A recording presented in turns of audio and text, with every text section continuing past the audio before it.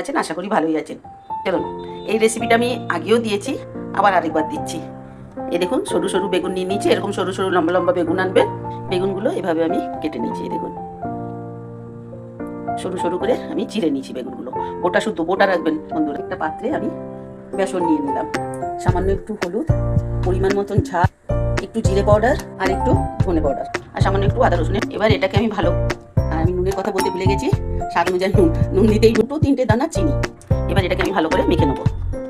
ঠিক আছে, আর একটুখানি চালের গুঁড়ি, যদি চালের গুঁড়ি না থাকে আপনি একটু সুজিও দিতে পারেন। ওটাকেও আমি ভালো করে, আর 1 চামচের মতন আমি গরম তেল দিয়ে দেবো।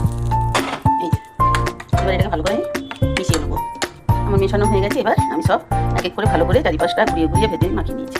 এবার ভাজবো। আমি প্যান বসিয়ে দিয়েছি, আর আমি হয়ে গেছে। এবারে আমি এটাকে এইভাবে ছড়িয়ে দেবো। এভাবে ছড়িয়ে দিলে ভেতর অব্দি ভাজা হবে, সুন্দর লাগবে দেখতে। দেখুন, হাতে করেই পাল্টাতে পারবেন। এই গোটাটা ধরে, বেগুনের ডাঁটটা ধরে আলতো করে পাল্টি মেরে।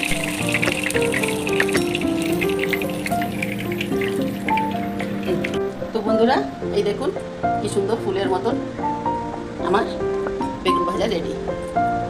তো বন্ধুরা, যদি ভালো লাগে লাইক করবেন, কমেন্ট করবেন, ভালো থাকবেন, পাশে থাকবেন বন্ধুরা।